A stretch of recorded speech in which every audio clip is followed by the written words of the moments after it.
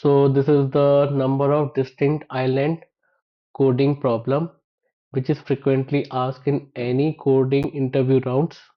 Okay, here we have to find the number of distinct islands. This is one of the region, this is one of the region. Okay, but we can see the shape of both of them is same. This one and this one. Okay, in the second input we can see this is one of the region, this is one of the region, this is and this is. But we can see here the shape of this one and this one is same. Shape of this one and this one is different. So here we have a three. Here we have a three unique islands. Okay. So how we need to proceed with the coding? Firstly, we need a n and m variable. The set is required to store the unique islands. Okay. With Boolean array, we require this Boolean array in order to know whether we have already visited this particular index or not. And after that, we will start our for loop from 0, 0 till the last one. Okay. If suppose we came to know this particular index is equals to 1 and it has not been visited, we will start our DFS call, and in each DFS call we will go in the right, in the downward direction, in the left, and in the upper direction. Okay, and also in each DFS call we have to capture the coordinates. We have to capture the coordinates of the region. Okay, in order to capture the coordinates of the region, we need a string builder class object. Okay, in the string builder class object, this one, we will store the coordinates. So let's continue with the DFS here. We can see while calling this DFS, we are putting I and J and I and J again here. Here the second one represents this base R and base C value.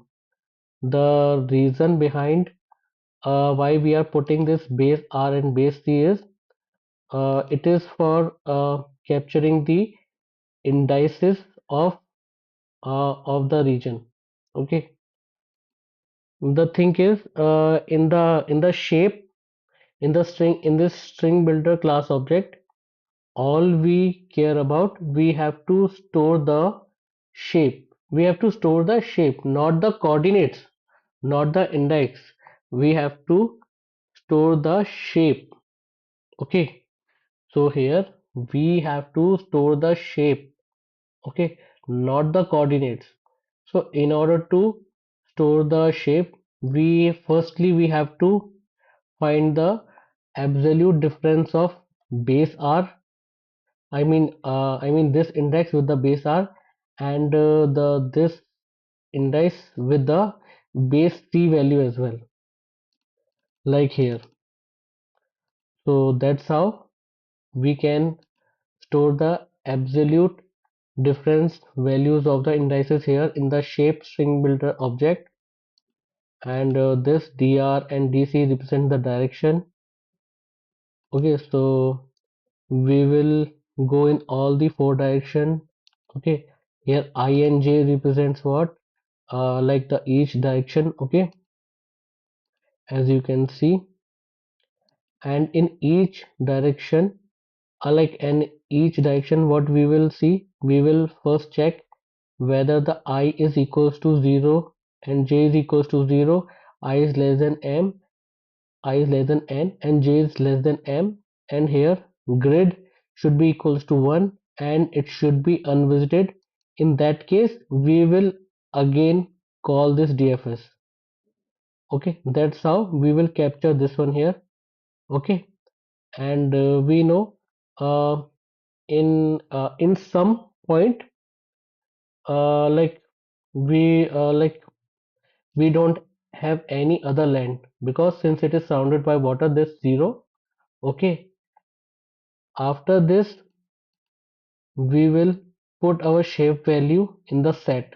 Okay, so set will contain the shape of all the regions, this one and this one.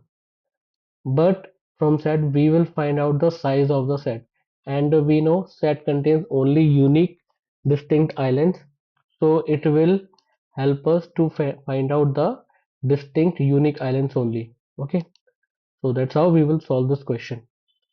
Let me just compile and run.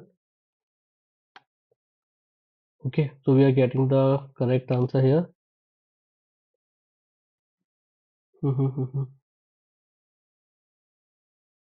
Okay, so yeah, we can see we are getting the correct answer.